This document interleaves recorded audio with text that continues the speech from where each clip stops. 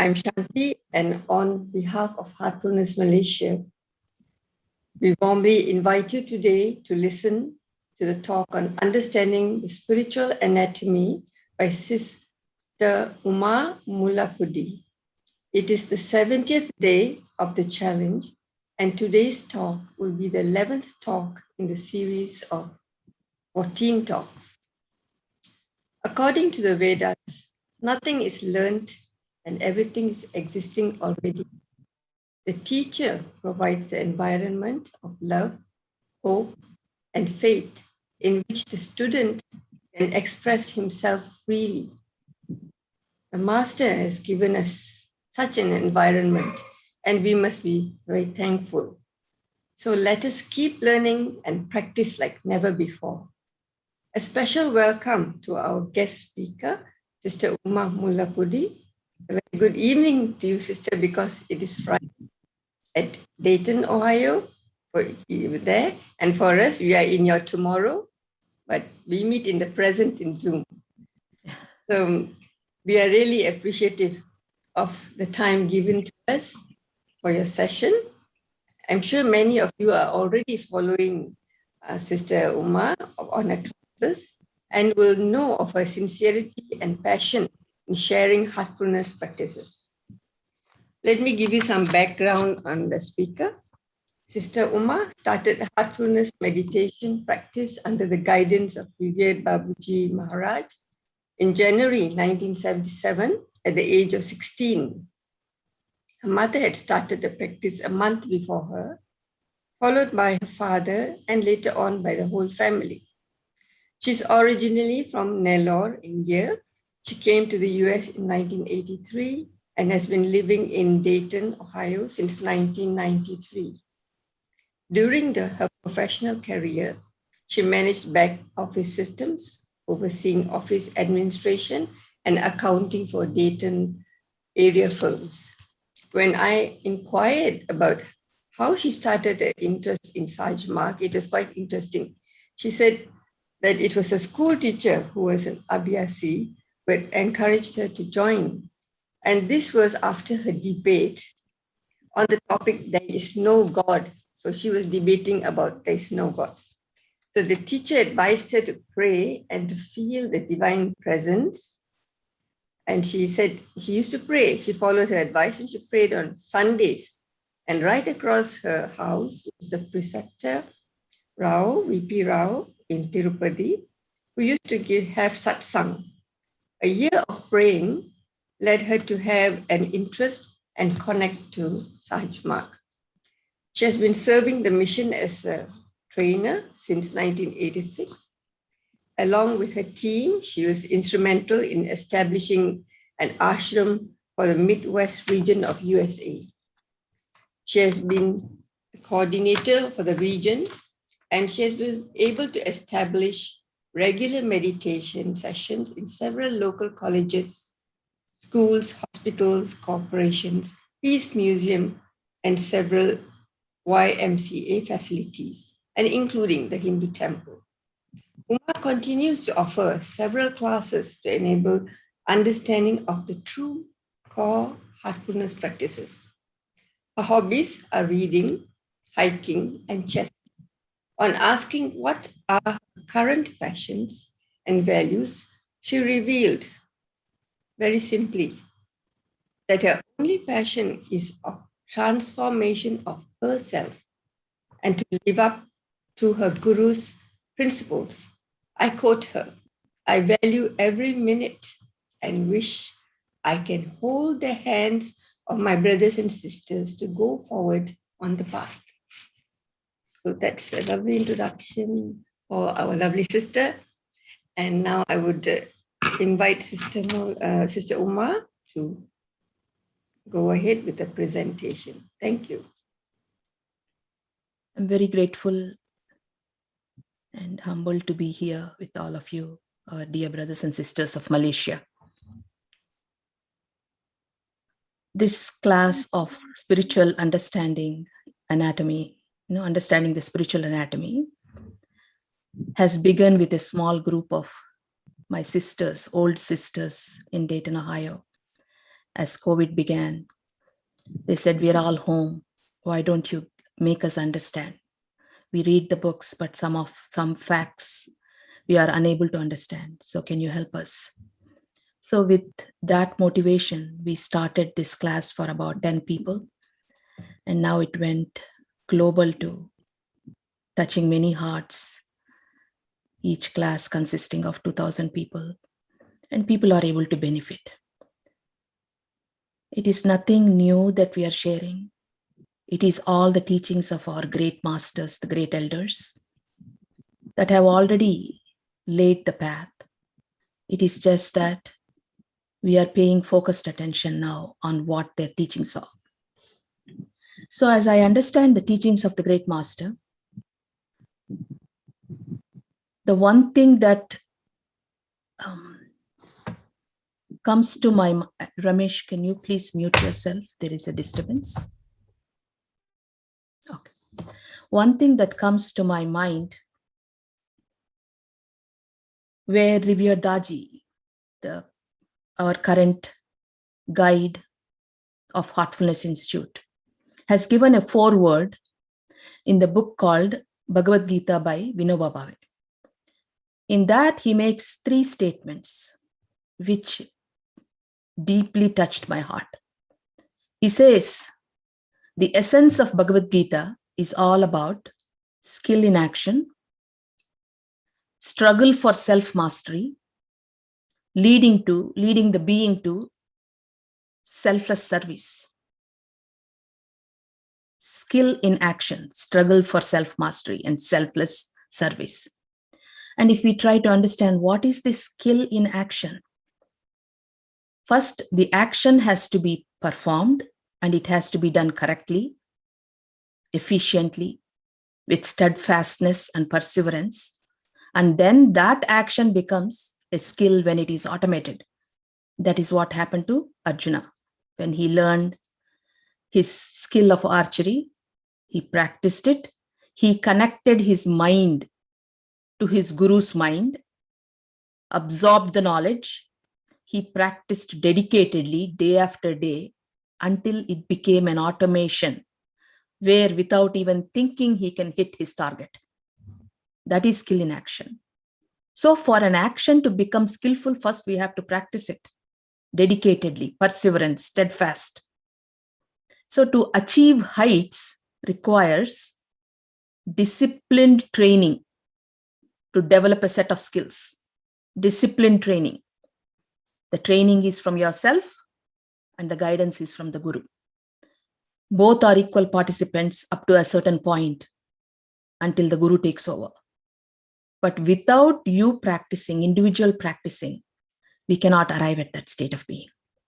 So that is my takeaway from the Bhagavad Gita, the essence given to us by our Revered Daji. And there is another thing that inspired me, is the statement from the Rig Veda. In the Rig Veda, it states, God did not know where the beginning was, for he was not there when the beginning was. Because the beginning was Adi Shakti, the original female principle, the original stir, the power. And the creation of God came later on. So he was not there when the beginning was. And in the same Rig Veda, it states that the wise searched within their heart and found what is and what is not. They searched, the wise searched within their heart. So wisdom lies into looking into the heart for that sacred presence. So that is the basis of heartfulness, is to arrive at that state of being by going deep into the sacred heart. And for that, many methods are given, many techniques are given. And another statement that touches my heart is from Revered Babuji. He says, perfection is the purpose of all things in the kingdom of the divine creator. Perfection is the purpose of all the things in the kingdom of the divine creator. So this brings us to the understanding of what is our goal. Daji says, skill in action and struggle to master yourself. Thereby you become an instrument where you offer selfless service to his creation.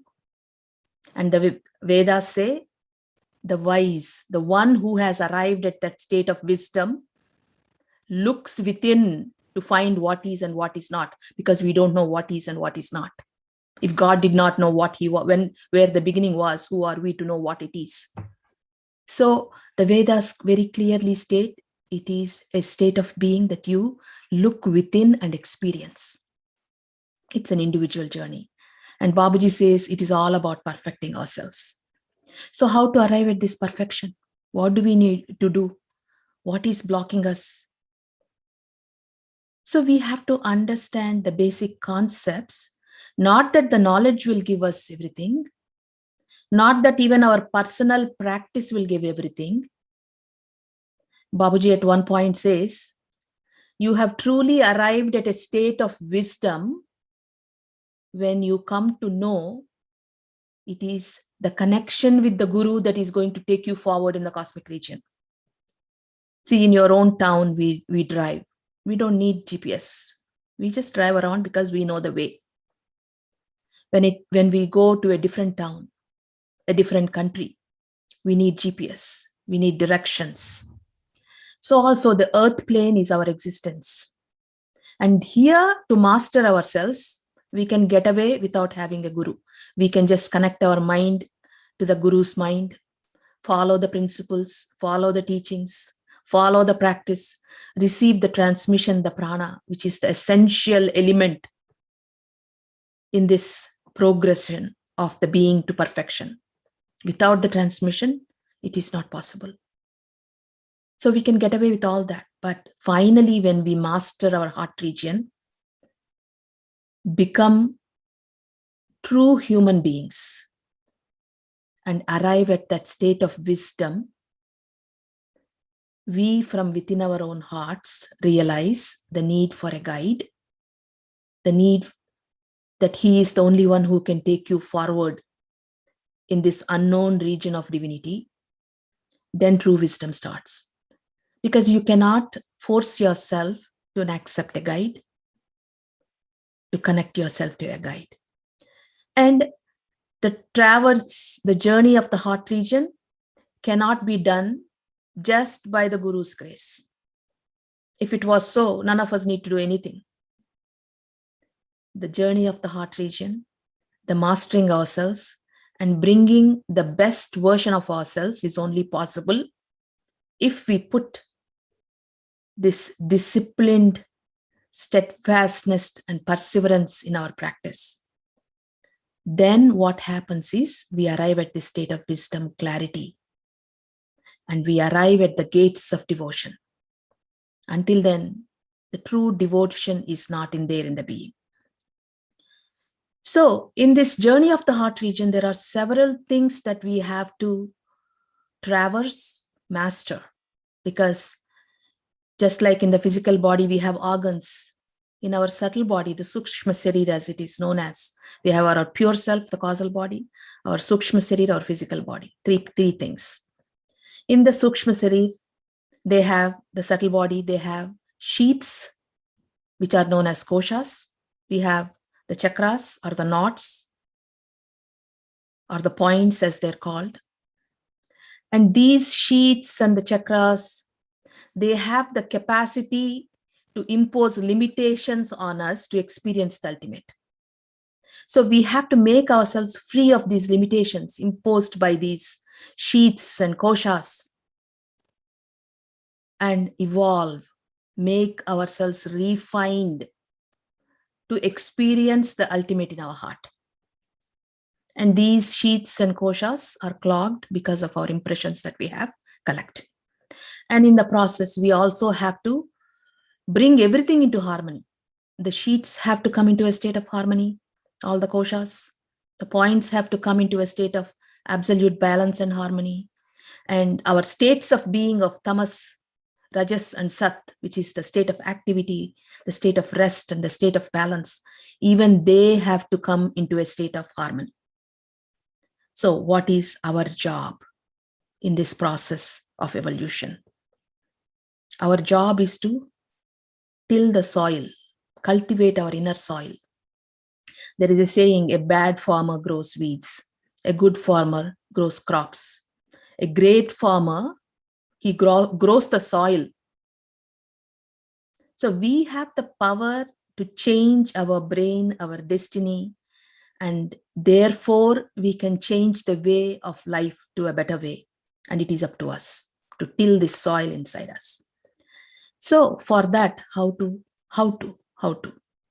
What are the important factors in this transformation of ourselves to the best version of ourselves? So we become the selfless servants of divinity itself. So let me share my screen and we will go through these PowerPoints. There are a lot of PowerPoints in there. We will try to cover as much as possible. We will share that with everybody, the participants, so you can go over them, because some of them are regular practices we already practice, but we will go through the most important ones so we can understand the journey. Now we have the GPS and now we just have to travel through them.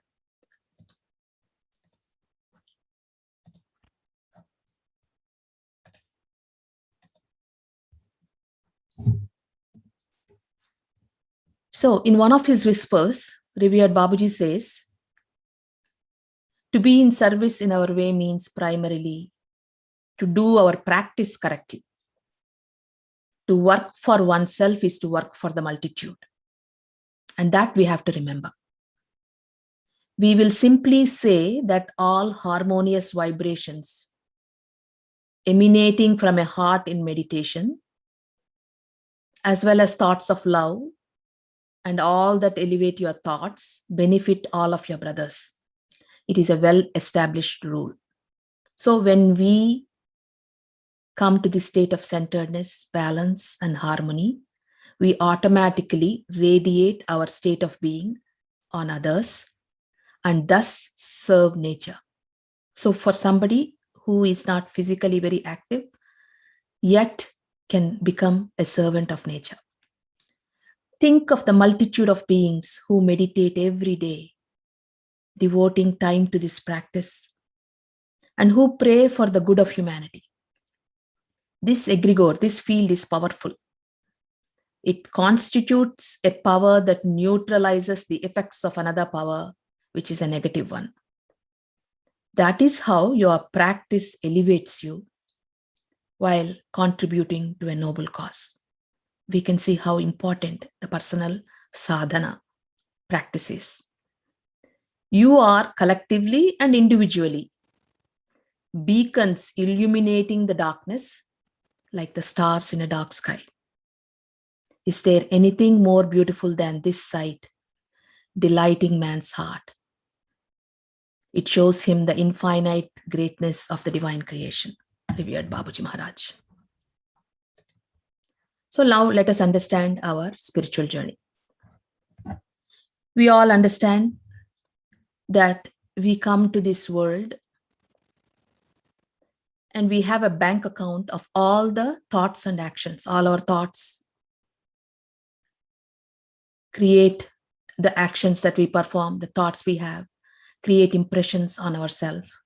And over lifetimes, we have collected what is known as karma, the result of all our thoughts and actions. And this bank account of good and bad karma is known as sanchita karma. It is the karma palas of all lives. It's our whole asset we have. And when we come into this earth plane, we bring a part of that sanchita karma because we cannot work off everything. We are responsible for our thoughts and actions. And we come to this earth plane to go through them, to take ourselves back in a lighter way. But we get caught up in this manifested world. So what we bring to this earthly plane is what is known as prarabdha karma. That includes both good and bad. And as we are living this life, apart from going through what we already brought, we do new actions, new thoughts, succumb to circumstances, to the lifestyle, to the way the world is. And we collect more, and that is known as kriyamana karma. And this kriyamana karma, part of it will come to fruition in this lifetime. Whatever we do, some of the actions we do, we go through them in this lifetime itself. And some of it goes back to our collection, our bank account. But in between, there is something known as agami karma, which is the most interesting one. This agami karma, it could change either to go back to our collection, or it could transform the being. It is the ability to bring about positive or negative future outcomes by a current decision or action. So we have the karma, but if we, that is why Daji says designing your destiny. Swami Vivekananda said design your destiny. If karma is fixed, if our life is all fixed, if we don't have any control over it, then that statement of theirs doesn't make any sense. And nature does not allow us not to go through our karma. We have to go through our karma because we are learning our lesson. Then how can we design our destiny? So nature has a part of this known as agami karma, where if we make the right choice at that moment, somehow our destiny can be changed.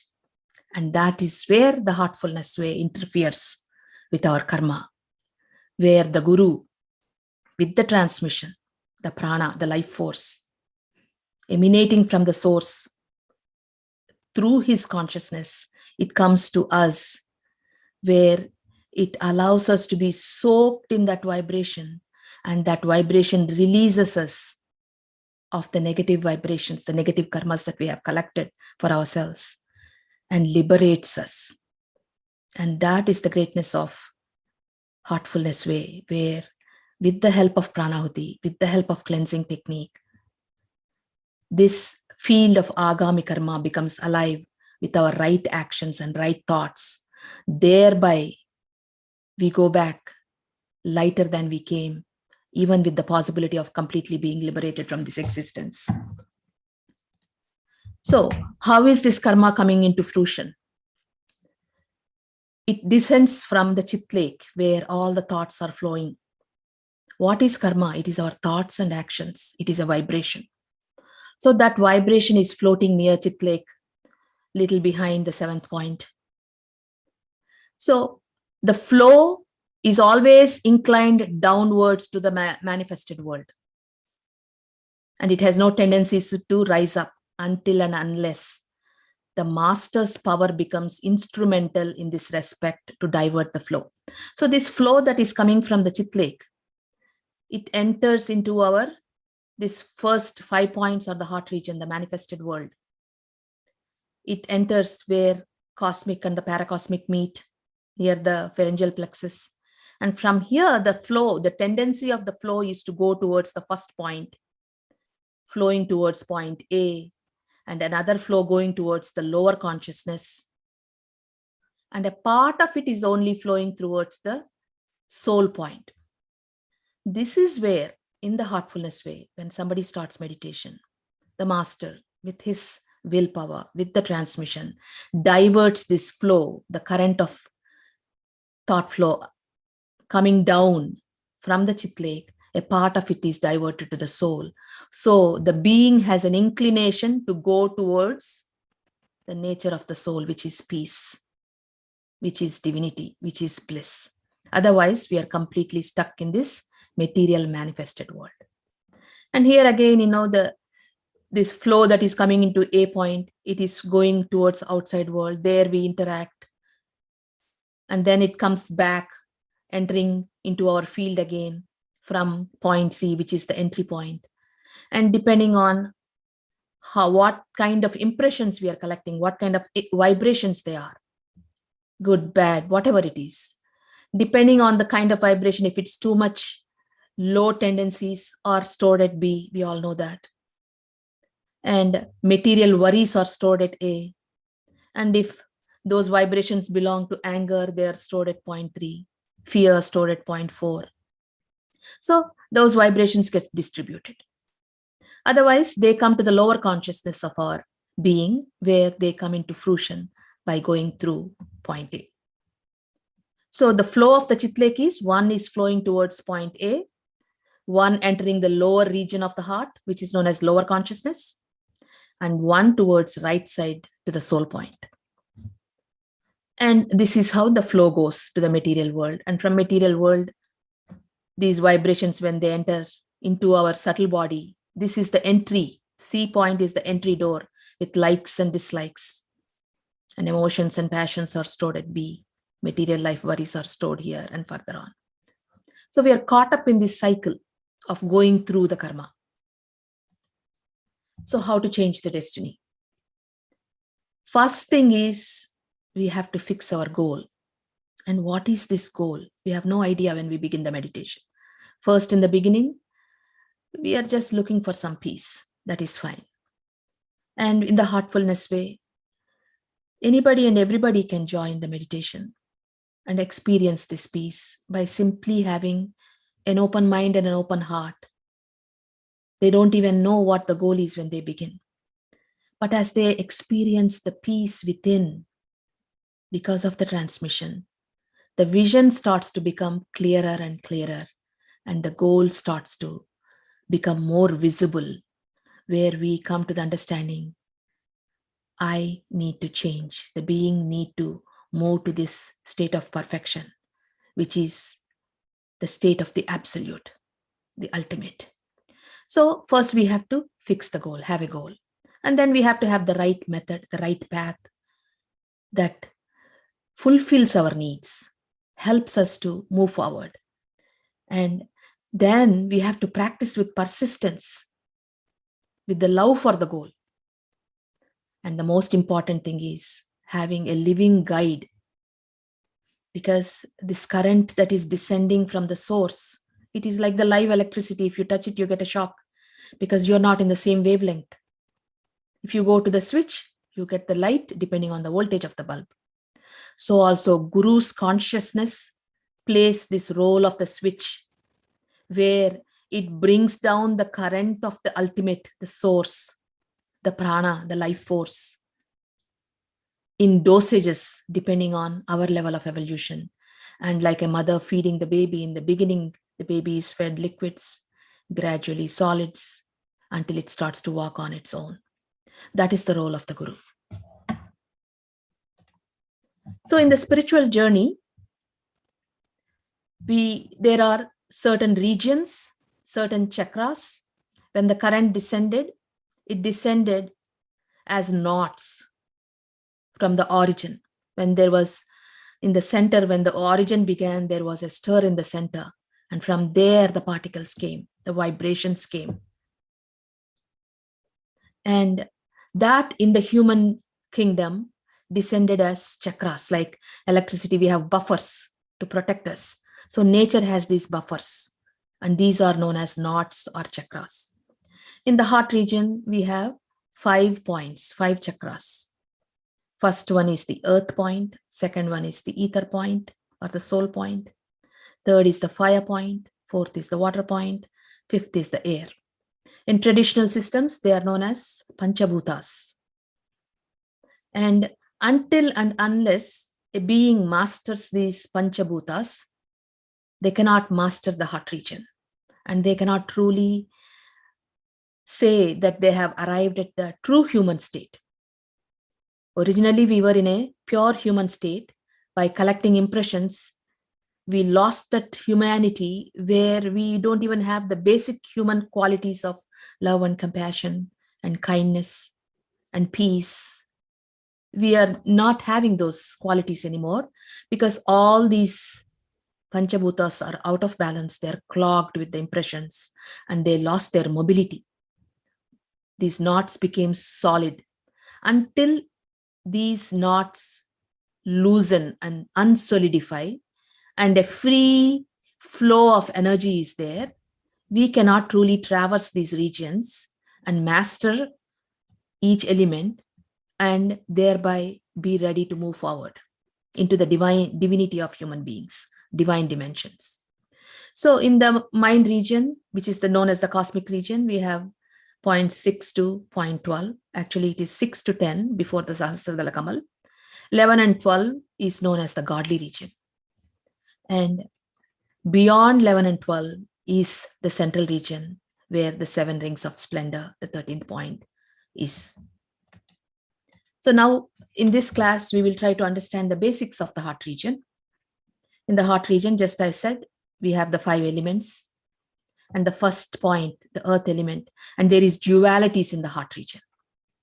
And this is what we need to master, going from duality to singularness of the cosmic. There is only one divinity. So we move away from these fields by mastering each element. So in the earth element, the nature is balance and imbalance. Ether, peace and discontent. In fire, there's love and anger. In water, there is courage and fear. The qualities of air would be clarity and illusion. So with thorough practice, if we are able to traverse each point by meditation, observation and awareness, we are able to, with the help of the transmission, allow the cleaning process to happen at each point where the solidity is released and the vibration starts to freely move within the point. And by simply observing, by being a part of it, by imbibing the qualities, the essence of the point, and acquiring the essence of this point, and merging with the point, and laya with the point. And at every point, it has to come to its state of absolute balance. Each point has to come to its original state of absolute balance when we were first created. That means that's when we can master each point. And by mastering each point, what happens? If we mastered the earth point thoroughly, we will arrive at a state of balance. In spite of whatever happens in the external world, good or bad, this inner state of balance remains stable. So it is all about this centeredness. And the so talked about state by Lord Krishna, the state of Sthita Prajna, which is actually a state of poise, can be arrived at if we thoroughly master the first point. In the heartfulness way, what the guides do is, with their transmission, they give a push for this rotation. At point 1, the rotation is clockwise. With their willpower, they release enough impurities and they gave a push. So this rotation, the energy starts to freely flow within yourself. And with meditation, thorough meditation and pure awareness, if we can dive deep into this state of being and master it until we get saturated with it. See, we don't arrive at that state of saturation. If we don't arrive at that state of saturation, of absolutely becoming one with that absolute in this state of being at this point, what happens is the Guru moves you further, just to give you a taste, just to entice you to move further. We tend to fall back because this is not completely saturated. We think, oh, last week the condition was good, and we try to go back to this. So until and unless we master each element, each point thoroughly, we cannot truly move forward in this dimension. So this is about the earth point. So we want to truly understand the structure of the first point, the earth element. Point 1. The location is 3.5 fingers, approximately from your left nipple. This is the first point. In this point, each point has all the 5 elements. Our physical body is made up of these 5 elements. Our energy body is also made up of all the 5 elements. And each chakra has all the 5 elements. But one element is predominant in each chakra. So in the earth element, in the first point, the earth element is the one that is predominant. And how the structure is: at 12 o'clock position, the ether element is there. At 3 o'clock position, fire element is there. At 6 o'clock position, water element is there. At 9 o'clock position, air element is there. So these are the elements. And each element is connected to each of our senses. Like the earth element is connected to our sense of smell. And fire element is connected to the vision. Air element is connected to the touch. So like that, each element is connected to senses. So what happens is, when we master each point, not only we are mastering thoroughly every element in that point, we are also mastering the senses. So that these are all putting limitations for us to experience the ultimate. It is a filter. And when this becomes completely identical with the absolute, then we easily move forward. So in this first point, element is earth, color is yellow, it's on the lower left side. And in it, there are several subpoints. The subpoints are from the center of your sternum, measuring 1 finger down, going 4 fingers inward is point B, where all the lower tendencies are there. And by practicing a particular meditation before morning meditation, we can cleanse this point and thereby get rid of our lower tendencies.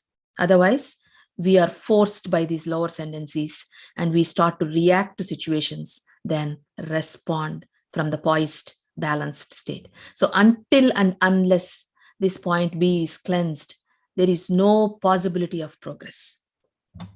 And 2 fingers down is point C, which is known as the entry point, where all our impressions, our karmas enter into the vibrations, enter into the subtle body field. It is the doorway. And from here, the energy gets distributed, the vibrations get distributed. 2 fingers up is the field of A. And this point A is a meditative field, and it is a very powerful field because this field is directly connected to the guide's consciousness and to the source itself. So in our heartfulness way practice, meditating on this point A with intentions, positive intentions, they start to manifest within our being, because this message that we give at this field is easily, the message coming from our brain to this vibratory field of point A, it is given to the source, the soul, which is the consciousness of the guide. And then the soul emits back the vibrations in a force that flow towards our brain, and they start to change the way we think. Our neural pathways get changed, our way of thinking gets changed. That is the power of the positive suggestion. But people keep saying, I'm good, and nothing happens in the external world. We're trying to, it is not happening, and we are wondering why. I'm making positive suggestions, but it's not happening. It is like, you have to call the right number. So this vibratory field in the human system, in our subtle body, point A, is a powerful vibratory field directly connected to the ultimate through the consciousness of the guide. The messages given here, the intentions made here manifest. So we all have to remember. And that is why, in a very subtle way, when we begin the meditation, even for new people, why is that they're able to feel peace? We are saying at the heartbeat, make the intention. Even though heartbeat is little towards the left, it is spread everywhere. When we make that intention without our knowledge, we are making an intention at point A, that the source of light is within me, and that light is illuminating my entire being. My mind is absorbed in that light. All those suggestions, whatever you think at this point A becomes your future. And every day when we are meditating at this place with the idea the divine light is present, that is becoming our future. That is becoming our destiny. And point D, 2 fingers from point C, is the field of guilt. And in heartfulness way, anything that's done against nature, that vibration settles here and it is the heaviest. And point B can be cleaned, C can be cleaned, everything can be cleaned, but D cannot be cleaned by somebody else or ourselves, because it's nature's way of saying that you need to repent for it. And repentance is not like, oh, I'm bad, I'm sinner, I'm this, that. It is accepting. First step is accepting, yes, I've made a mistake. I realize it. I don't know why I did this. And then deeply praying for a transformation inside ourselves so we don't make that mistake again. And that is how we can get rid of guilt from our system, is resolving not to do, and a deep prayer stating that, yes, I've wronged and I like to change. I do not want to do this. And between this point D and our nipple, 3.5 fingers, is that point 1, the earth element, where the upper consciousness and lower consciousness is there. Or most of the human beings are in the lower consciousness. They arrive here. So what is the anatomy? The first point, and in the 6th point in the mind region, and the 11th point in the godly region, they have similar anatomy, where ether is at the top, water is at the bottom, 6 o'clock, fire is at 3, and air is at 9 o'clock. As we move further into cosmic regions of the mind region, the divine regions, these elements bid farewell. Some of the elements don't have power anymore. So we will learn that in the further classes that we offer. But for now, we should have this understanding. That is why earth is lighter here at point 11. The earth element doesn't have power anymore. Once you cross the heart region, the effect of the earth element becomes lesser. You are not bound by its pull towards the earth. So these are the meditative points that we just talked about. Point A being the meditative point, B is the cleansing, C is the entry point, and D is the point of guilt. In point 2, which is the main element that is predominant, is ether. And at the top, 12 o'clock position is fire. At 3 o'clock position is water. 6 o'clock position is air, and 9 o'clock position is earth. Always the next element is what will be at 12 o'clock position. And in the first point, the motions of this thought flow is going clockwise, if we observe. Here at the ether, the rotation is anti-clockwise. The thought flow, the current is flowing anti-clockwise. It is just for our observation. It has, what is the significance? It is just flowing that way in that area. And so our journey also flows like that as we move towards the next. And because of the presence of this next element at 12 o'clock position, as we meditate thoroughly at each position, like at ether at the center of the point, at 3 o'clock, 12 o'clock, 3 o'clock, 6 o'clock, 9 o'clock, and when we arrive at this 12 o'clock position, our journey is automatically, from here we move into the third point. So this entire heart region is like a maze where your consciousness is moving. It's traversing within the point, mastering. And when it comes to this particular position, that consciousness automatically falls into the next point. And that is how we move. And the qualities of this earth, ether element, is its color is red.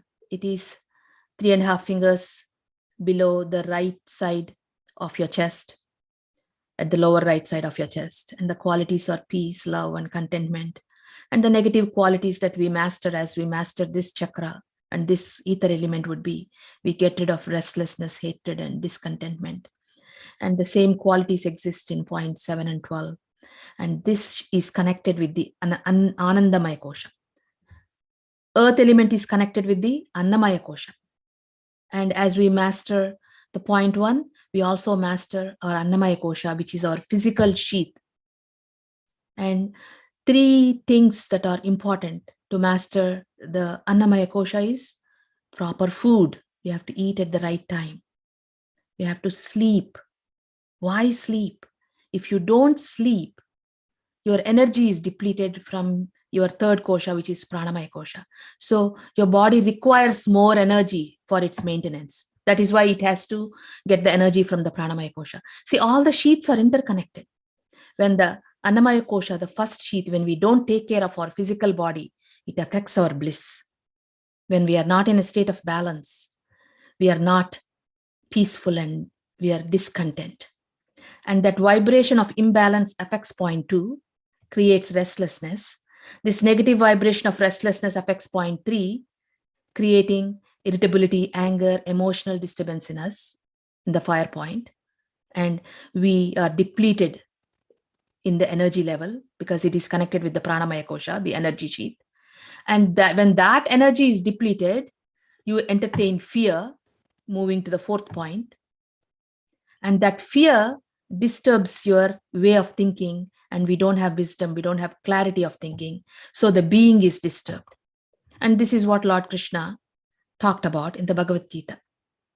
When you lose balance, you lose peace, you succumb to anger, and anger makes you fearful, and that fear closes your wisdom, and the being is destroyed.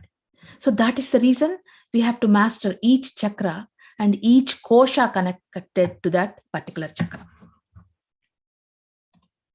And point 2, 7, and 12 have the similar anatomy. And Babuji at once he said that modern day human being is actually missing, some of the modern day human beings are missing this ether and fire element. Why did he make that statement in one of his books? That means the modern day man is missing peace. And what is this fire element that is missing that he's talking about? The fire of love for ascension towards divinity is missing. So in some level, in the heartfulness way, the transmission is actually awakening the elements also to function with their ultimate potency, thereby helping the human being to come to the state of balance. So this point 3, which is the fire element, at the center is the fire, which is the major element here. At 12 o'clock is water position, 3 o'clock is the air, 6 o'clock is earth, 9 o'clock is ether, and again the rotation is clockwise here. And we will understand later on how to meditate on these points, because that is the entire talk that Revered Daji has talked about, AEIOU. At every point, we have to acquire the condition. We have to enliven that peace, that calmness, that love, that courage, that clarity at each point by thoroughly meditating on the point.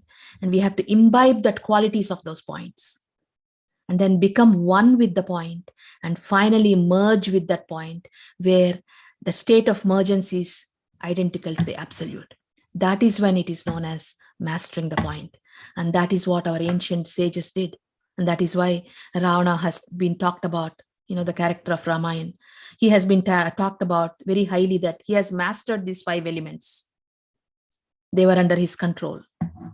And how did he arrive at that mastery? Absolute meditation. And in those days, they had to meditate for thousands of years before they can master, because they did not have the transmission and they did not have the guide. A guide who would actually carry you like a kangaroo carrying its baby. That is the blessing of the heartfulness way, where the guide carries us with his transmission by cleansing, by keeping us on the path, giving us more than we deserve in a reflective way, Akasi way as it is called, and thereby making us go towards the goal, creating the fire in us, igniting the fire in us at this point. So the third point, element is fire, color is white, it's on the upper left side of your chest. Positive qualities are emotional stability and intense love. Negative qualities are emotional instability and anger. The vibrations of anger that we collect by living life, the pain and the emotions that we collect, they're all stored here. And we have this technique of anger detox technique. If we can practice it at least once a week, the results are amazing. Because why are we reacting with anger? All the cells in our being have memory, cellular memory. The cellular memory of anger and pain and emotional pains are stored in this vibratory field. What are these chakras? Basically in your house. Where do you store things? Your cooking utensils are in one place. Your groceries are in your pantry. Your food is in your refrigerator. Your clothes are in your closet. So depending on the nature of the item, you close them in different places. Same thing in our spiritual anatomy, spiritual system.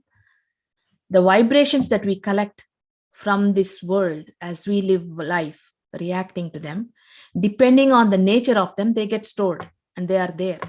And in the external world, when we are faced with a situation, something inside you makes you react to that, and we lose our balance. So there is something inside us always reacting to things, something that is triggering. If I don't have the memory of the anger, of the incident, when something is placed in front of me, I do not react. I remember once our guide Chariji, long time ago, I used to have this irritability with one of my family member.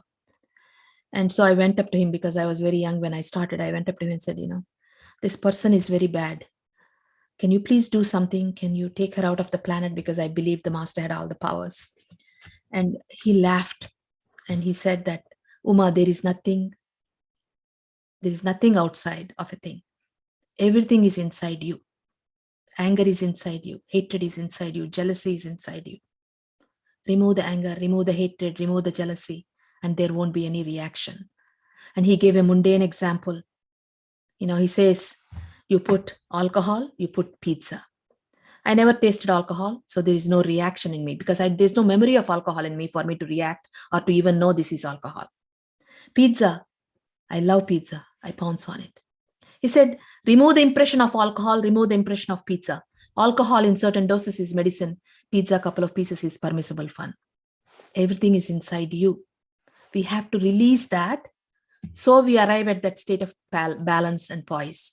And that is the purpose of mastering each of these chakras, where each chakra has this one positive element, the dualities of positive and negative. When I master the earth element, from imbalance, I move to balance. When I master the ether element, from restlessness, I move to a state of peace. When I master the fire element, I come to the state of emotional stability. And so the fire of love in this field now gets directed towards divinity. We start to have love for divinity, love for the beings. Love for divinity is not just love for God sitting in heaven. The essence of that divine is in every human being. So we start to experience love for all beings. Until and unless this is mastered, we are not eligible to move into the divine kingdom. Immense generosity, immense compassion, immense kindness, all these human qualities have to be mastered, and they can only be mastered by mastering each of these chakras. And this chakra is connected with the pranamaya kosha, energy sheath. That is why it is a good idea if you can take short nap in a day, 20 minutes nap, power nap, that is good for your being. Because when we overeat, our body needs more energy to burn that. So what does it do? It depletes the pranamaya kosha, the energy, because this provides the energy for the annamaya kosha, the physical sheath, for functioning of the physical sheath. So this gets depleted. And when this gets depleted, you are into irritable mood. And that irritation creates the fear and makes us unstable. So point 3 has the same anatomy as point 8 in the cosmic region.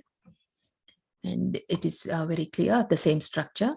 And also one of the points is when we are meditating on point 1, because point 1 has similar structure and connected to point 6 and 11, the work is automatically happening at 6 and 11.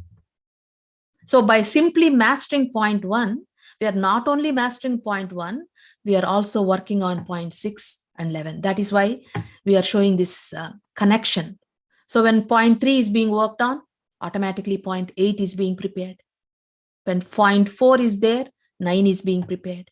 So that is the purpose of showing why we have the same anatomy. Because as we are mastering third point, the work is also happening at point 8. So at point 4, the water point, the color is dark, the black color. At 12 o'clock, it's the next point, which is air. 3 o'clock is earth, 6 o'clock ether, 9 o'clock fire. And here again, the rotation is anti-clockwise. And the qualities, it is on the upper left side of your chest, 3.5 fingers above your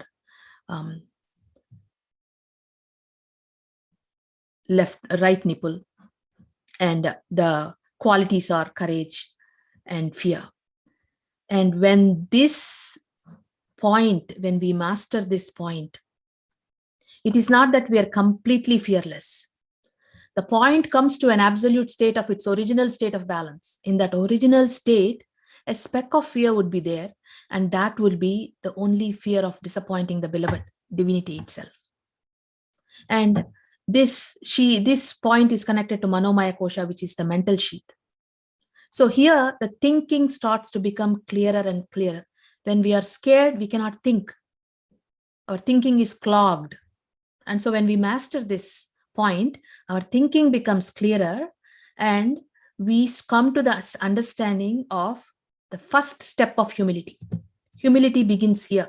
If we master this point, we will be courageous beings, but humility will be at the back door. Courage at the front door, humility will be at the back door, which will guide us to the next state of wisdom, absolute wisdom.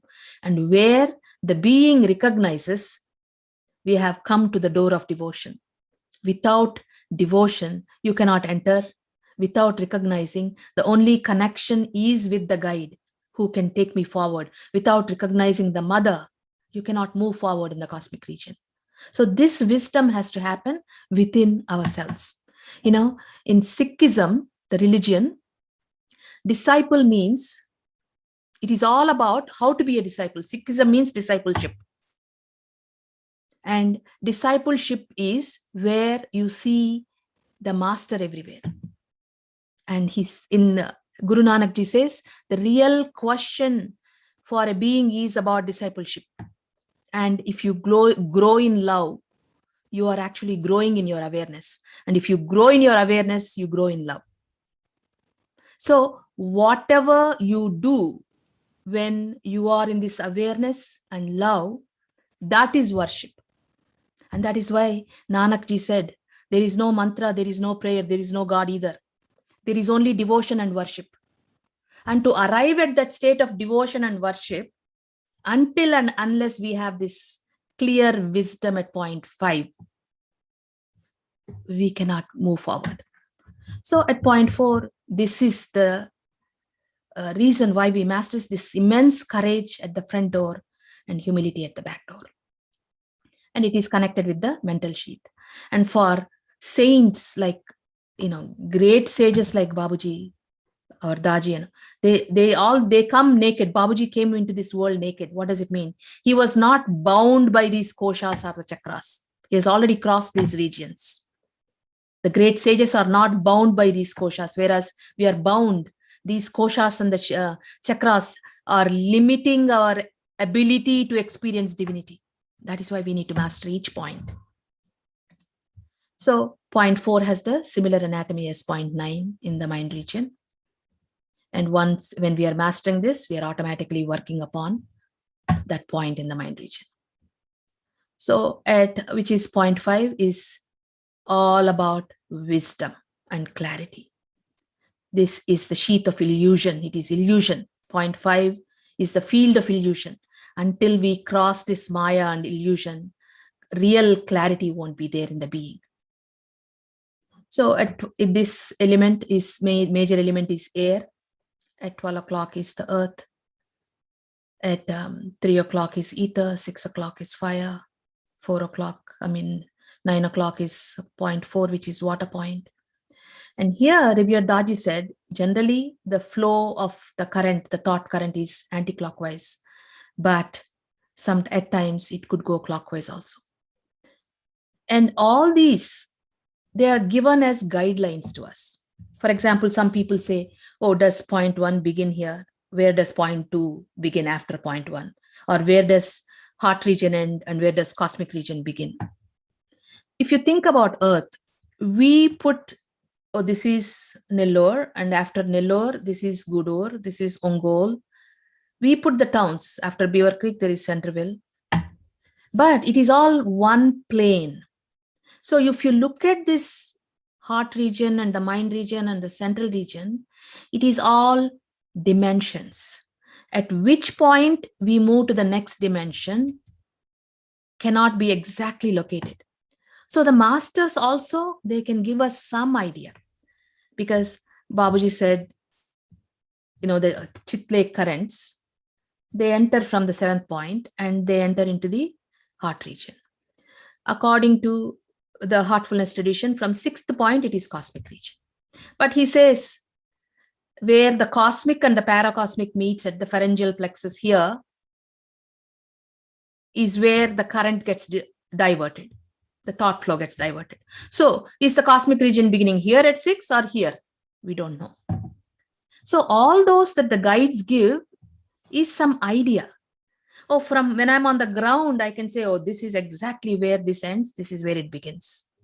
When I'm in the next dimension, because each chakra is a different dimension itself. So when we move from one dimension to the next dimension, the scenery is different. The borders are different. So what can be done by is we have to experience it with the heart. That is why our Vedic statement from the Rig Veda, the wise looked into their heart and realized what is and what is not, because it could be this way or that way. That is why the sages said, neti, neti, neti, not this, not this, not this. So everything is all about experiencing every element, every experience in the heart. So at 5th point, it is the air element, color is green, location is below the throat. The positive quality is clarity. Wisdom is the ability of discrimination and discernment. And what is discernment? Discernment is this ability of not only distinguish between right and wrong, but also between two rights. Sometimes there are two situations. Both of them are right. What to do? Absolute clarity gives us which right to follow. And by mastering that, we arrive at that state of being. And negative quality is illusion. And similar point is point 10. So when this is being worked, that gets worked upon. In the heartfulness way, point 5 and 6 are not directly worked upon. So invertendo, the master, when he wants to make us master this 5th point, he probably works on the point 10 and the work automatically happens at point 5. And the sheath that it is connected is wisdom sheath, Vijnanamaya Kosha, where absolute clarity of state of devotion, you are able to recognize without the guide, without imbibing this ability of devotion, and without arriving at this state of acceptance of the hand of the guide, we can move forward. So how to arrive at this? At each point, we have to traverse within the point. That is the sadhana. The real sadhana is not only just meditating on the heart. As we are meditating on the heart, we observe each chakra and imbibe and make it alive and merge with each chakra. And the anatomy for point 5 and 10 is similar. And so this is how our inner anatomy looks like. There are in the external body, these are all these 1, 2, 3, all these are called vestibules. Just like in your house, for the circulation, all your pipes and everything, if they're clogged, will the AC flow properly? Will the heating flow properly? So also in our physical body, the energy points are these vestibules. When they are clogged, the energy flow is not there. So that is why Revered Daji has highly recommended the relaxation technique, where your thought comes in contact with that area. When you say relax your knees, that thought is coming in contact with that, and just by that vestibule gets released. So there is a free energy flow, and without even having to get a massage, your body is relaxed. And when the body is relaxed, we come to this state of centeredness. Because if we allow all the steps of the Patanjali yoga, the yamas and the niyamas are the basic qualities of being good, morality, purity, contentment, all these are all there. But when it comes to asana, why is the asana important? It is the asana, the posture, that connects you to the higher vibration, the transmission. You have to connect yourself to that higher vibratory field. And that is the purpose of the right posture of the meditation, where you let the energy flow happen. And in breathing, you are bringing yourself to a state of calmness. We all know if we close our right nostril and breathe through the left nostril, your parasympathetic nervous system gets affected, you calm down. And when you do the other, Close your left nostril and breathe through your right nostril. Your sympathetic nervous system gets affected. You become alert. So with the help of breathing, you are bringing yourself to a state of calmness. And then this dharana and the pratyahara is where you are diverting your attention. The thought is continuously flowing outward. That is why it is flowing towards point A. And that thought flow that is going towards the manifested world, you have to divert it towards your soul. That is what you're doing in meditation. That is what pratyahara is, where you're diverting your attention from out into your heart's field and allowing the dhara, the flow of the thought, to move towards the soul. And in the process, you're using breathing to calm yourself down and coming into the state of meditation.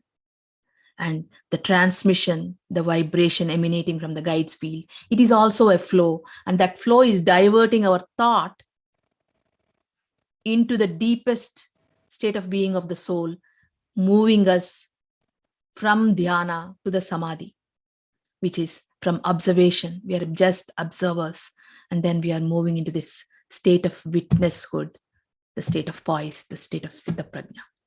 So all this is possible when we are maintaining everything properly. Like if you want your body to be fit, you have to eat right, you have to exercise, you have to sleep. So just like that, in the meditation also, we have to do the relaxation technique. So these vestibules are cleared, so the energy flow is there. So on the sheaths that are connected, we already talked about Annamaya Kosha, which is the earth, which is the physical sheath connected to the earth element. And it affects our physical body and it affects our consciousness.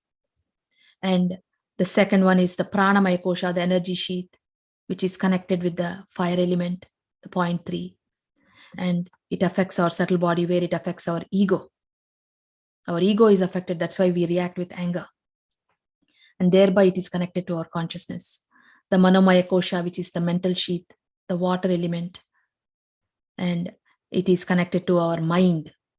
Until this is mastered, thinking doesn't become refined. Until the fire point is mastered, ego doesn't get refined. And the Vijnanamaya Kosha, which is the air element, and connected to the wisdom sheath, which is the intellect. It affects our intellect. And that is how the consciousness is affected. And Anandamaya Kosha, which is the bliss sheath, connected to point 2, the ether element, affecting our consciousness. And in regular traditional way, this is how they depict the koshas. The soul, first is the nearest sheath is the bliss sheath, Anandamaya Kosha, followed by Vijnanamaya Kosha, which is the intellect sheath, followed by Manomaya Kosha, the mind sheath, the Pranamaya Kosha, the vital energy sheath, and Annamaya Kosha, the physical body, the body. But in reality, this is how each sheath is. The Annamaya Kosha is connected with the earth element. And how the path of the Annamaya Kosha is, the earth element in each chakra is connected, creating a vibratory field, which is our kosha. So this is how the Annamaya Kosha looks, not like how it was before. The earth element is connected to the earth element of the ether point, the second point, the earth element in the third point, earth element in the fourth point, earth element in the fifth point, thereby creating a field. And as with right habits and right meditation and mastering the point 1, we can refine the sheath, we can refine the point 1 to that extent. The reason why the color is there is because it is not refined, it is still solid. Once it gets mastered, when we master it, in the Nasatya Sukta, it says the divine plane, the state of absolute, there is neither light nor darkness. The sun doesn't shine there, nor the moon. It is neither this nor that, neti neti. That state of being, once it's arrived, all these colors, sheets, everything gets dissolved. And then we move further into the next dimensions. So the ether element is where ether is connected to ether in the fire point, ether in the water point, ether in the air point, ether in the earth point. And this is how this energy sheet is. And this is how the fire, the Pranamaya Kosha looks. And this is how the Manomaya Kosha looks, where the water element in each point chakra is connected. And this is how the Vijnanamaya Kosha, the air element, looks. And when they're all put together, this is how this vibratory sheet looks. Just like, when we are studying the human body, you take the heart and you are looking at everything. But when it's actually in the body, it is amidst so many other organs. So this is how the sheets are within our own system. So this is how the description is, and this is how the reality is. And now we want to understand how this expansion of consciousness is. We have our pure soul, which only evolves. It is pure in its essence. Its nature is it cannot absorb any impurities. And we have our physical body, which expansion is limited. We grow up to a certain point. In between is the subtle body, the energy field, where all the chakras are. And when they are not mastered, when they are clogged, our ego is affected, our intellect wisdom is affected, our mind thinking is affected. So by refining the chakras, how are we affecting our consciousness? Is our thinking is refined. Mind moves from thinking to a state of feeling. The intellect becomes wisdom and ego is refined. With the thorough practice, when that happens, this consciousness which is stuck starts to expand. Otherwise, we are in the lower consciousness where like ice, water, and vapor. In essence, everything is same. But by virtue of properties, ice is solidified, vapor is free, water has mobility, and vapor is free.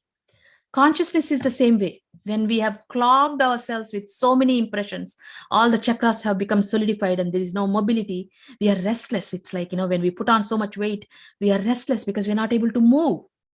And once we start to lose that weight, there is mobility in our being.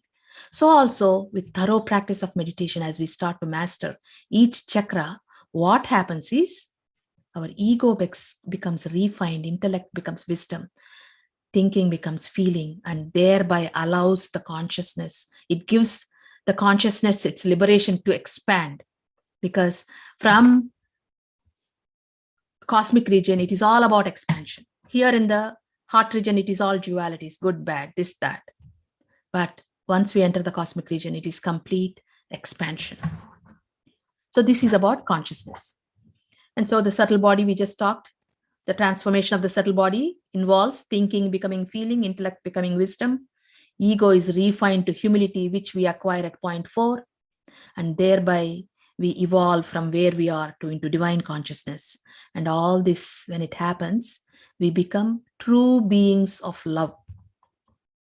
Because that is what Babuji talks about. This perfection is the purpose of all things in the kingdom of the divine creator. What is the state of perfection? It is a state of love. If we read whispers, the underlying current of the whispers from Babuji, it is about the being becoming love and the being cultivating its inner state of being to this state of perfection. And perseverance is the third word that he uses, continuous perseverance. So the stages of evolution are these 5 points of the heart region, which are connected with the 5 circles. And in the mind region, from point 6, 7, 8, 9, 10, 11, and 12, there are 7 points. And they are connected to 11 circles. Each chakra is connected to 1 circle. But again, this is just an idea, because Babuji says for liberation, we have to cross 1.5 circle. But point 1 is first circle, point 2 is second circle. That means as we move through the soul point itself, we arrive at this state of liberation. What is the state of liberation? That means we are liberated from the manifested world. It doesn't mean that we are completely taking off in the cosmos. We are liberated from the first dimension where our journey is taking off, the velocity is taking off. And there is total 16 circles. From the mind region, 6, 7, 8, 9, 10, 11, there are 11 circles. What are the rest? From 12 to 13 is the rest of the circles until we move into the central region. And in the central region, there is 7 rings of splendor, and the middle is the center, the Bhuma. So all this journey happens. It is just given to us so we understand that we are moving from this external manifested dimensions to gradually to the divine dimensions as we master. But this is just given for our understanding. There is no circles. There is no borders. Everything is overlapping. Every condition is overlapping the other condition. So in the spiritual journey, again here, 1 to 5 is known as the Pinda Pradesh, the heart region. 6.6 and 7 are known as the cosmic region, as known as Brahmanda Mandal. 0.7 to 8 is known as Parabrahmana Mandal, which is the paracosmic region. And 0.8 is known as the region of surrender. And until and unless we master the heart region, to move in this Brahmana Mandal to Parabrahmana Mandal is very difficult. The path there is very slippery. If we haven't mastered that, we fall. And that is why Daji has given the name of Durvasha at 0.6. Why is that he's giving the name of a great sage? Because at 0.6, he swam so much and he absorbed so much power. He was stuck by the power. He could not move forward and he would curse people. So as a caution, revered Daji said, watch out in this cosmic region until and unless you have mastered the heart region and arrived at the true state of humility, there is a buffer here. We cannot move forward. We could be stuck. And that is what happened to Sage Vishwamitra. Where he probably, the heart region hasn't been mastered, because in those days, the sages meditated for ages and ages to arrive, to traverse from one point to another. It took 45 years to move from point 1 to point 2. They meditated that long. And if with the right method, this point B cleansing, if we don't master that passion, at 0.7, we have this test of the passion. If we don't cross that, we come back. It's like school. At every class, we have to get minimum 45, 50%, right? C grade. Without that, we don't move forward. So even in the divine dimensions, when we are moving to divine regions. Until we master our humanness, we cannot move into the divineness. So that is the reason of sadhana, to perfect ourselves, to truly bring true qualities. So 0.8 is where surrender begins. 0.9 is the place where there is a fight between the Lord and you, because the river, as it enters into the ocean, it struggles. It thinks that it is letting go of its identity. It doesn't realize if it lets go of its identity and merges with the ocean, it becomes the ocean. But there is that point where it struggles. Same thing in the disciple.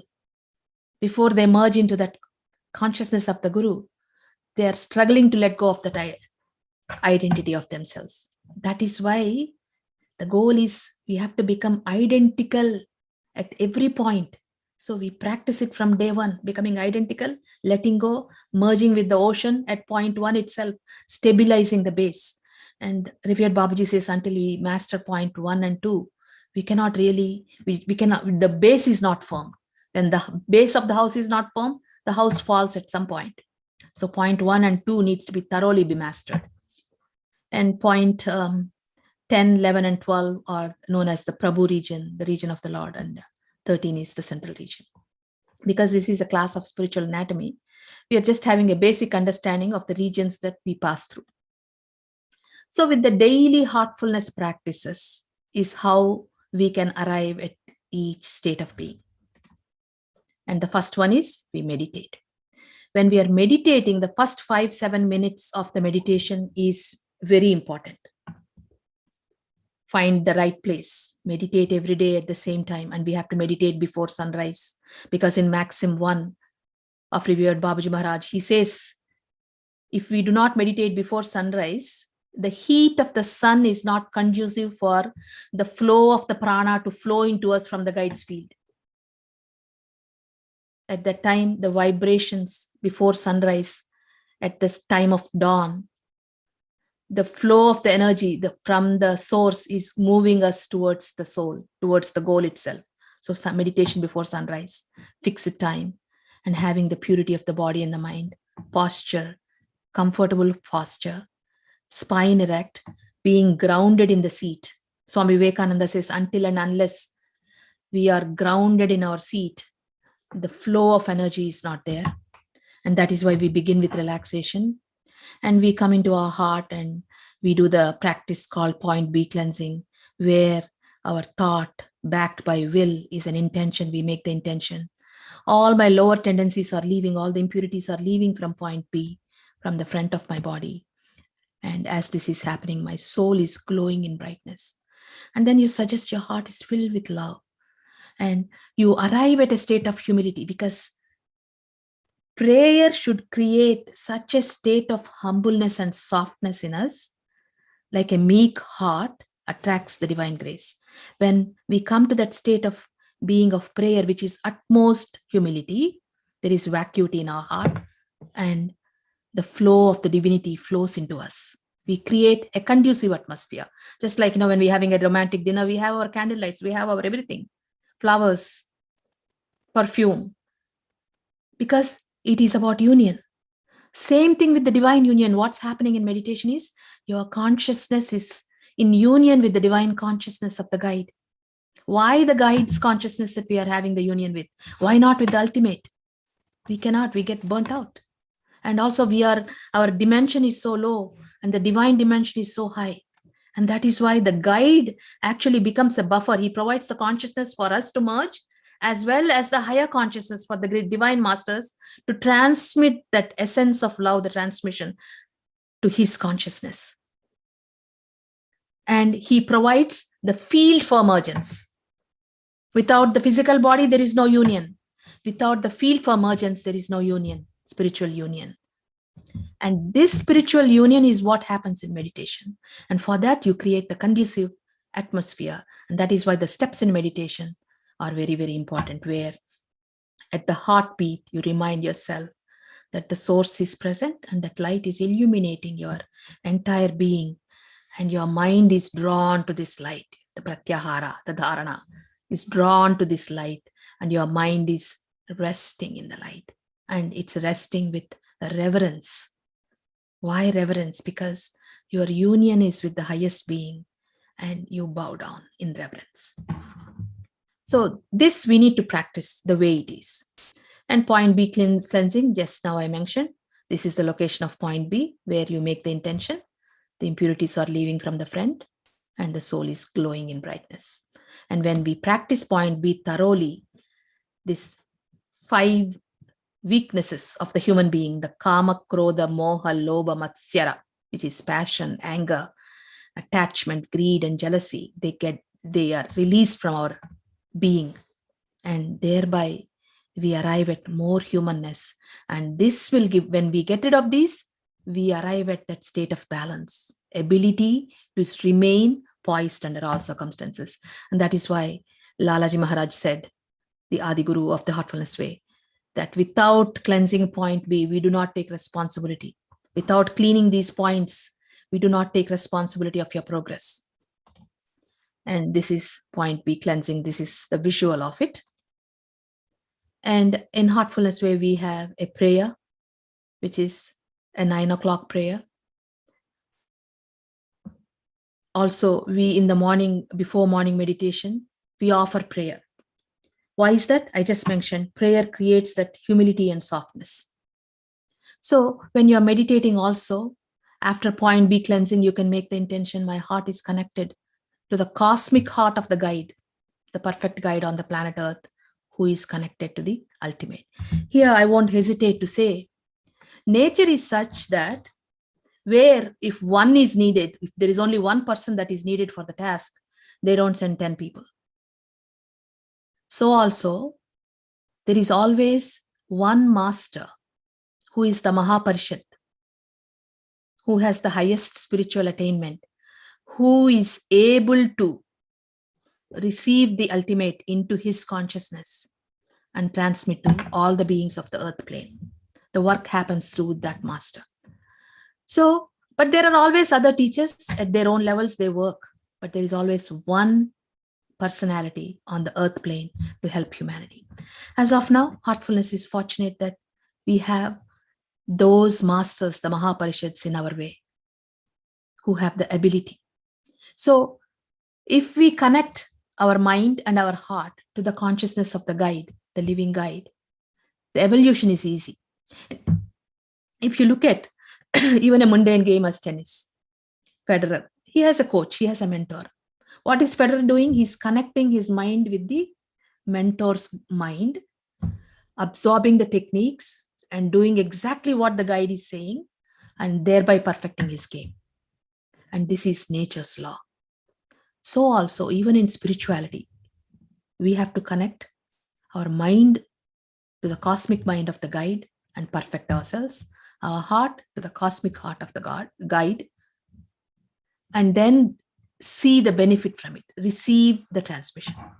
So this is the method of meditation. And that is why in the Heartfulness way, we say the prayer as, "O Master, thou art the real goal of human life." What does that mean? That his state of perfection is our goal. And there are masters coming and going. So instead of saying, so in this prayer, it was never said, "Oh Lalaji, thou art the real goal of human life. Oh Babuji, you are the goal of human life. Chariji, you are the goal of human life." They only said, "Oh Master," because it is the living master who is on the earth plane that can guide us, who is in turn connected with the hierarchy of the spiritual beings. So that is why in the prayer, we address, "Oh Master." It is like, when I call Obama's turn is over. Obama is gone. After that, Trump came, and after that, Biden came as the president. But if I say president, if I keep calling Obama is gone, he won't answer. If I call Mr. President, whoever is the president answers. So, "Oh Master, thou art the real goal of human life." So the positive suggestions I already talked about. At the point A, we make these positive suggestions to bring transformation in us. We will send these PowerPoints for you to look at and learn from these suggestions. And of course, we practice the constant remembrance where our thought is connected to the source throughout. And we have our regular evening cleansing practice that we practice. In this, the main aspect I would say is beginning the cleansing with the intention from the top of your head to the bottom of your body at the back.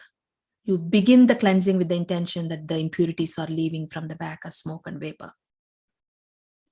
And then come into the heart with the intention. See, thought backed by will is intention. We have to use our will. We have to make the intention. Whatever impressions that I've collected during the day, they're actually leaving my heart's field, and they're leaving from the back of my spine. And also, if you really look at it, the traditional yogic methods were Kala Chakra methods, where all the chakras were on the back of the spine. And there was difficult path. Women could never progress. And most of the sages at some point were falling. That is when nature, in the form of revered Babuji, he created that was Kala Shakti path, and this is Dayala Shakti path, soft way, where by transforming the heart, by journeying through these heart chakras, very easily, ordinary beings are able to move towards the higher regions. And Babuji, all the chakras are connected. Even our heart points are connected to the points on the spine. And that is why in the cleansing, we address that. When we make that intention, it's leaving. We are opening those pores to allow the impure vibrations to leave our system. And at the end, we make this intention that my entire system is crystal clear. And every regular heartfulness practitioner should know this. And we have this universal prayer where we make the intention. Our heart is filled with love, and everybody's heart is filled with real love and devotion. Because eventually, until and unless we are able to develop this ability to love with generosity, we cannot move in the cosmic region. It will eject us back. And I talked about this power of suggestion, how at point A it works. The message is given from the brain to the causal body. It is a neural pathway. A thought is given. And the causal body responds, changing your neural path. And it has to be given at the right place, the power of suggestion. That is why point A meditation. And the brain gives, the thought gives a suggestion at point A. it is absolutely received by the causal body. And whatever you give to the causal body, it gives in multifold. And our thinking starts to change. And when our thinking changes, our actions change. And that is why all the intentions at point A are given here, where we make the intention that all the divine qualities, humility, purity, everything is coming to me from my guide. Why am I saying coming from my guide? Absolute has no qualities. Absolute is nothingness. So how are we going to, in the beginning, arrive at a humanness? We have to connect to the humanness of the guide who is holding that divinity in him. Thereby we become perfect human beings, and then to move to the divine state. So this place where we can make intentions of correct thinking, right understanding, honest approach to life is developing in me and everybody. So you can all look at this PowerPoints. And I already talked about the repentance part of it, where you say, I'm sorry, please forgive me. And you move on. And you also ask for the strength not to repeat the mistake. And journal writing is of absolute necessity in the spiritual path, because that is one way we connect with our guide. I can relate one experience of journal writing and its effectiveness in the heartfulness way. In 1987, when another couple and we were used to share an apartment when we began our lives as youngsters. And he wrote a letter to Chariji, the guide then. And before, we used to write letters in those days, if there is any youngsters here. Before he mailed it, he had a call from India. And so he left the letter in his diary because his father wasn't well and he went to India. After taking care of his father, he went to see Chariji, our guide then. And Chariji said, oh, I received your letter. And by the way, this situation that you're talking about. And this guy thought, oh, maybe I did mail the letter, because he was talking exactly everything what he wrote in the letter. But when he came back to US, something was bothering him. Oh, I don't think I mailed the letter. And when he came to his diary, the letter was still there. So when you write in your journal, the thought is focused and the thought is communicated. The call of our heart is communicated to the nearest being, and that is the guide on the earth plane, and they respond. And similar thing happened one more time, where we took a very new American Abhyasi, a seeker that was here. And of course, we always tell you write in your journal and all that stuff. So when we went there, we introduced, this is Nancy Tonsberg. And Chariji says, oh, I know you. I received many letters from you. And the lady says, no, sir, I never wrote any letters to you. This is my first time meeting you. He says, no, I wrote many letters. Of course, you can't argue with the 80-year-old spiritual teacher, spiritual master. So we just said, okay, master, and then we come back. As we are coming back, all of a sudden, she comes to her room and she realizes, oh my God, Uma, when you say write in your journal, I used to write, dear Chari, and I would write all the things that were bothering me. So he's right. I wrote many letters to him. So these tools that the elders are giving to us are very powerful tools that can help transform us. And we have to utilize those tools. And we have to utilize them correctly. So that is why when we meditate, we have to meditate correctly with the right steps, where you arrive at that state of prayer and totally connect to the field and allow the transmission to flow. And then there is nothing. Meditation is all about the first 10 minutes of your state of being, attitude that makes you arrive at that state of being. And then you just simply relax. But now the transmission is flowing from the guide. You don't need to do anything. That flow is making you move into the state of samadhi naturally. You don't need to do anything after that. That's why you let go, you wait. That is why meditation is known as waiting. But the first 7-8 minutes after you relax, you keep your posture, you connect and arrive at that state of humbleness is very, very important. Same way in cleansing. Initiating the cleansing by the thought backed by your will which becomes an intention that impurities are leaving from the back. As this is happening, I'm releasing, I'm pushing them out. And all the intentions exactly at point A. A lot of times people ask, oh, where is point A? Exactly here, there. Remember, everything is about your awareness and your thought. You don't have to know exactly where point A is, point B is. You just make an intention. I'm meditating. I make the intention that impurities are leaving from point B. And as they are leaving, my soul is glowing in brightness. It is your intention that matters. But as you keep making that intention, as the movement starts, you start to feel it. It is not that you locate it first and then do the practice. You make the intention, practice the practice, and you will find the location. And that's what happens with everything, the entire practice. So, what is the major discipline is, it is identifying what is important to me and giving enough time for that goal. So this is the brief idea of this inner spiritual anatomy. If we understand, just like if we understand our body better, we eat right, we do that exercise, and that knowledge will give us motivation. But knowledge doesn't solve the problem. It is the action that solves the problem. That is why in the yogic traditions, there are all these yogas. Karma yoga, where you act. Jnana yoga, where you have the knowledge. Raja yoga, where you are using the power of the mind to bring this transformation, this union. And finally, all the yogas have to culminate into bhakti yoga. That is why Babuji says, your practice has to bring you to the door of the devotion. And from there, the real journey begins. And once that bhakti yoga begins, now the journey is automatic in the cosmic region. And until and unless that love begins in us, we are not motivated.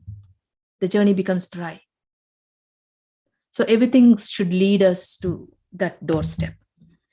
So I shared as much as I can. I hope it made some sense. It is not possible to explain everything in one session. I tried to combine as much as possible. We will forward the rest of the classes to the group so it can be shared and you can go through the practices. If at this point, Shantiji, if you have any questions that people have asked, I can answer if we still have time. Yes, I think, yes, we have time. First, we like to thank you so much. I really appreciate, it's very obvious. So much effort put in there to help us. We learned. We definitely we didn't know something. We have learned something more today. That's very nice, and it is a lot of valuable insights given and the way to think about this point, because it is very confusing actually, the journey, and as you said, it's not points, it is all in a dimension and how it is. So that needs more work from our side.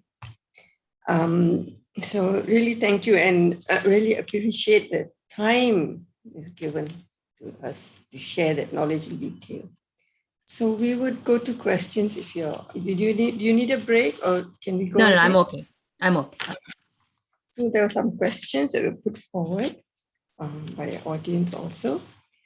The first one is, in Reality at Dawn, in the diagram, which represents the 23 circles, the march to freedom, Babuji said the state of liberation lies between the second and third. We also learned that actual liberation is attained after you cross the heart region. So can you explain roughly how it correlates, and what is actually state of liberation and the liberation that happens after we cross the heart region? See, at the state of liberation, it gives us some freedom where if we are able to cross the second point, we have the choice whether we want to come back to this earth to go through, or to continue further without being in the earth plane. There are other dimensions that we can continue. But most of the time, human beings choose to come to the earth because journey is faster. Here you can go through the samskaras, the impressions, the karma, the bhog, and get rid of it and move quicker. Because Babaji's method is where within one lifetime, we are able to reach the center. That means look at the possibility of the earth. Earth is this field where, like when we were little, America was the field of where you can go make money. So everybody wanted to come to America at that time. So also earth is the field where we can progress faster. So after 1.5 circles, after you cross the Atma Chakra, it is a state of liberation. The soul has the choice whether to come back to earth or not. But the real liberation is when you cross the heart region and further on. So next question. Okay. It is said that if one does not master the points in the heart region, the possibility of falling when you're in the higher regions is there.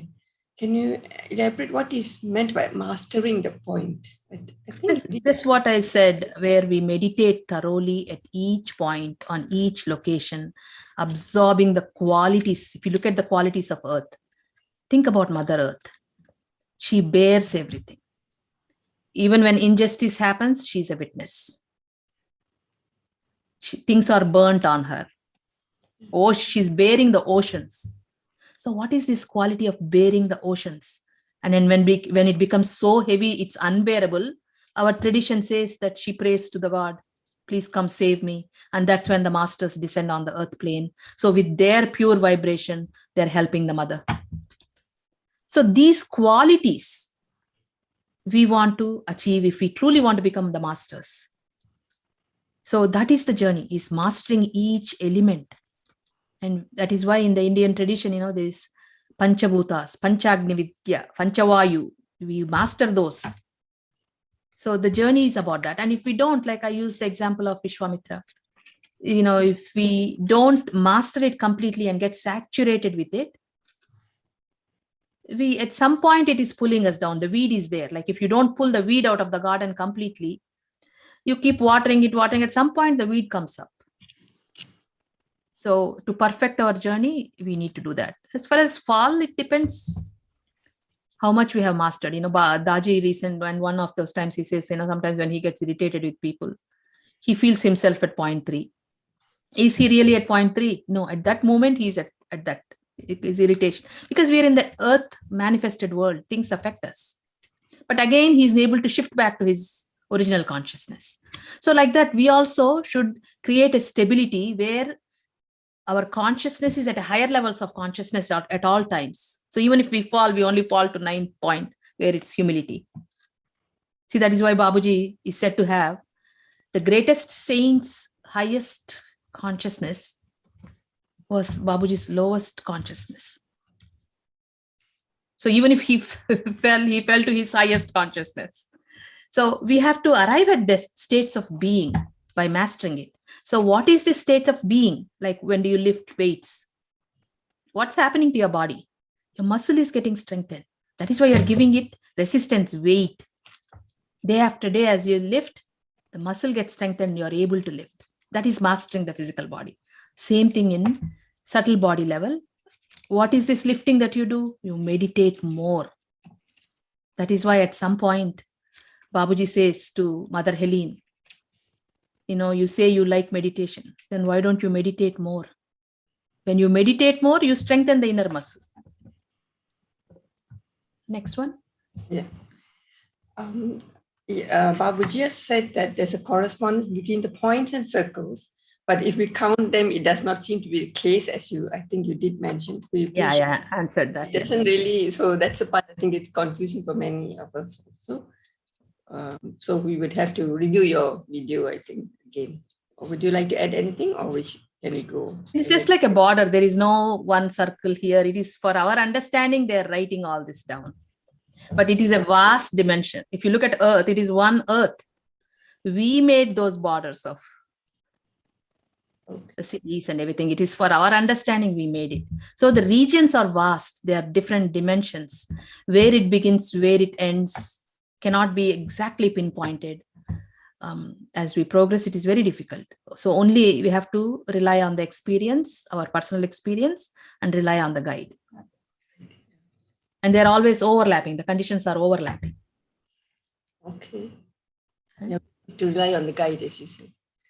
Babuji has written that not all desires need to have the seed of undergoing boga. Daji has also said that not all desires are wrong. Could you explain further and how it affects the journey in the points? One fundamental law. Anything that is taking you close to the divinity, to your goal, is an acceptable desire.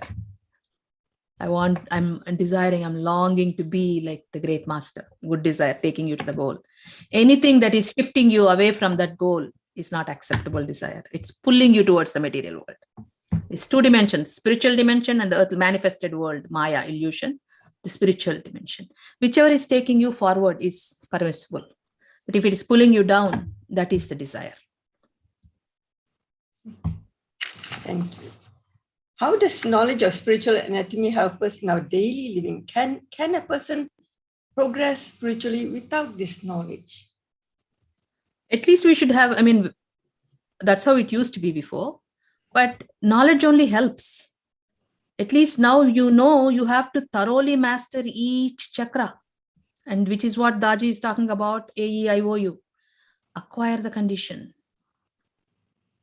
And how do we acquire the condition? Thoroughly meditate. How do we meditate? Observe, aware, patiently be at that state of being. And so at least now we know how to do it. Fear detox. If we didn't know how to do fear detox and we were just sticking to our regular cleansing, it will take a long time before we reach the goal. Now that we know we can do fear detox every week, our progress is faster. So that is why it is a puzzle. In this puzzle, all the pieces, whether it is small or big, has a significance to make the puzzle complete. So knowledge has its place, sadhana has its place, guru is the entire basis. So everything has its place. But can we progress without knowledge? Yes, with dedicated practice, what happens is as we master each chakra, knowledge automatically descends on you. It descends as you master it and you know what it is. So when the sadhana is true, correctly done with dedication, knowledge automatically descends. Next one. Okay, last.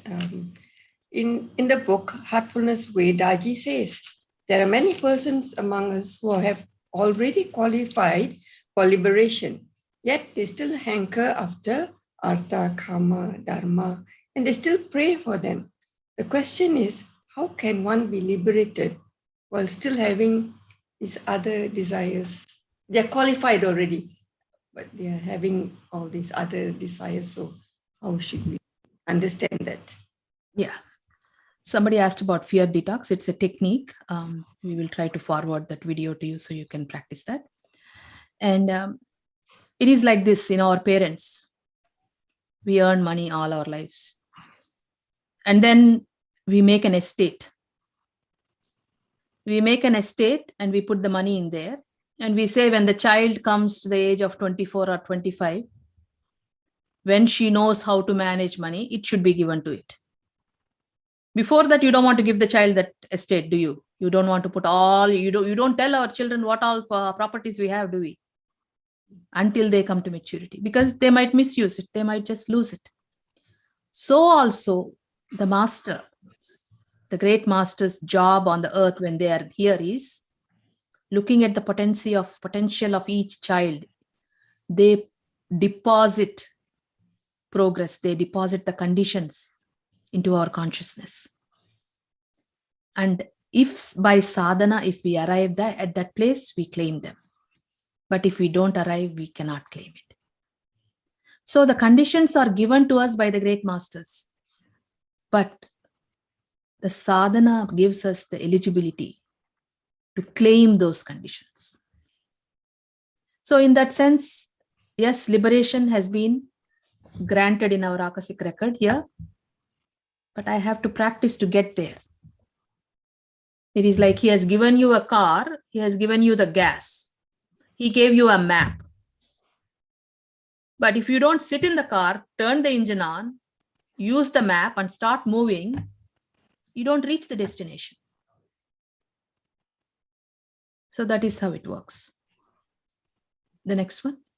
Thank you. I think because of time, and Okay. to now over to you to do the centering. Thank you so much. After we finish, we will just Everybody can just be in meditation. Ramesh, would you like to say anything before we start centering? Thank you, sister. It was really wonderful session. Really inspired and gives me a lot of new insights on how this entire thing really works. Thank you so much. I'm grateful for the opportunity to be with all of you, and thank you. Thank you again. And we'll get ready for centering. And when Sister Uma finishes, 9:30, we will close. All right. All right. Close your eyes softly.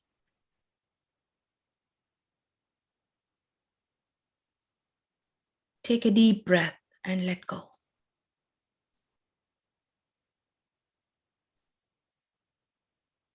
Feel grounded to the earth.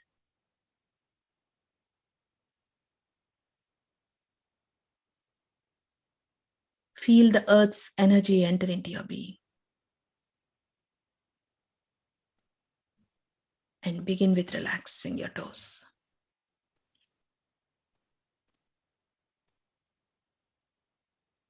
Feel the energy flow into your feet, into your ankles, into your legs. Relax your legs. Take another deep breath and let go.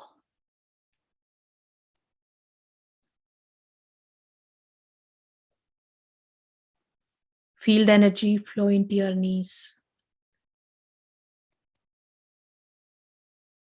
into your thighs, into your hips. Feel firmly grounded in the seat.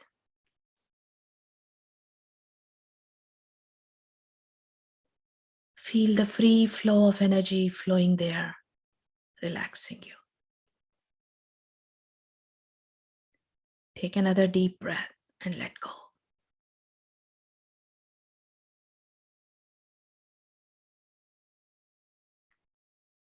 Feel the energy flow into your lower back.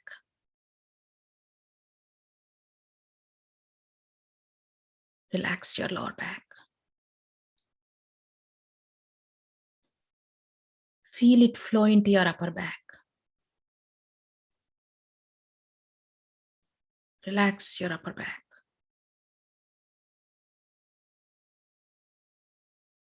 Keeping your spine erect. Bring your awareness to your stomach muscles.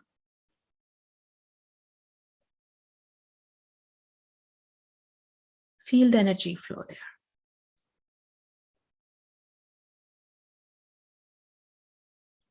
Take a deep breath and let go.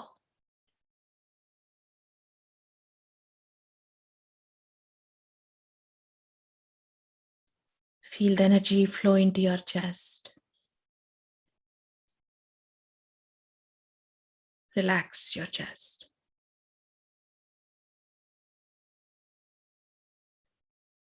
Bring your awareness to your fingers.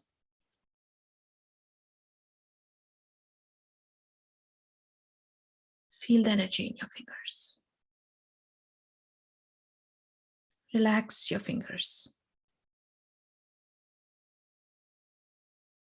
Let the energy flow through your palm,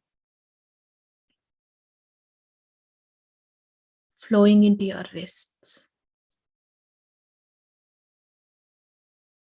Feel it in your arms.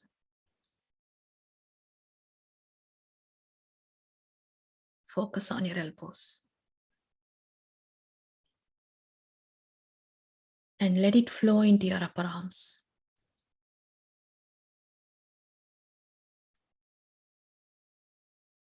Feel the free flow of energy flowing in your hands, relaxing your hands. Take another deep breath and let go.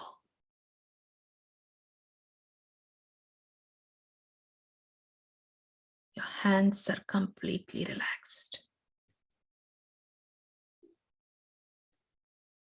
Bring your awareness to your shoulders. Feel the energy in your shoulders. Feel the stress melting away. Relax your shoulders. Feel the energy flow into your neck. Relax your neck.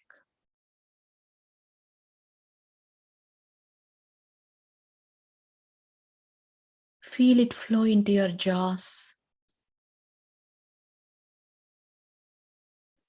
Focus on your jaws. Relax your jaws. Feel the energy flow onto your face. Relax your facial muscles. Feel joy on your face.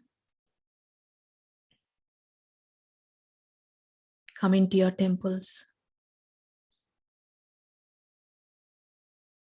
Relax your temples. Come into your forehead. Relax your eyebrows.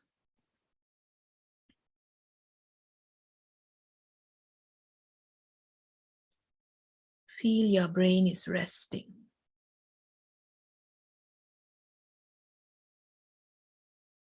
Your mind is calm.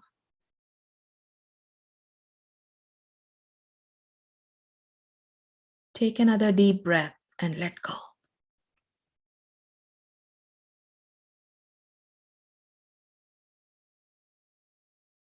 Your body is completely relaxed.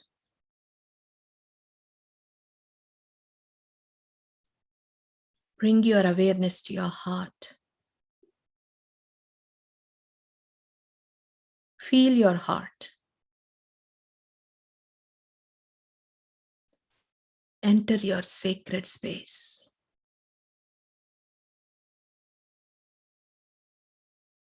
Bring yourself to a state of humbleness in prayer.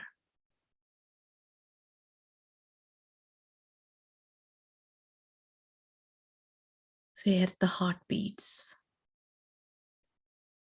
Remind yourself with the intention. The source of light is present within you. The light from the source is illuminating your entire being.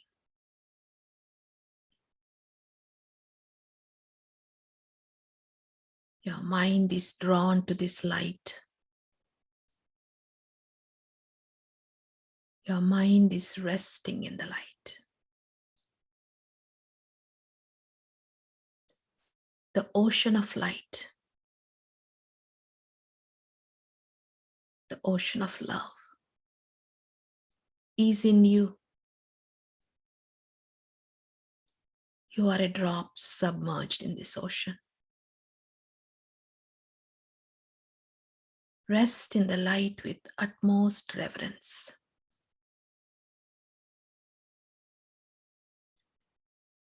Let's meditate.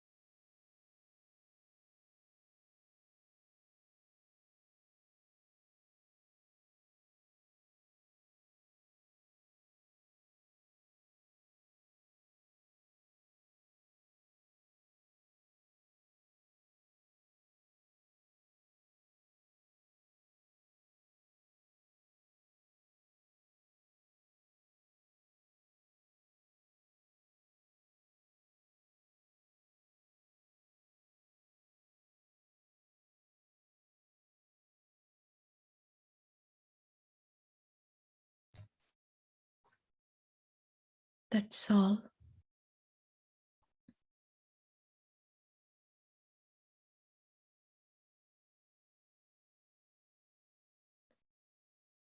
Feel the calmness spread throughout your being.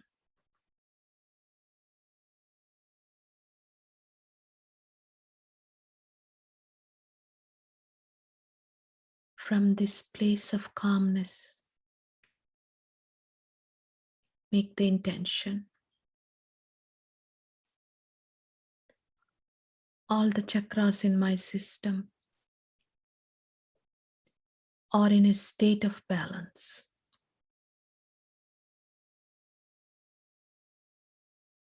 They are in harmony with each other.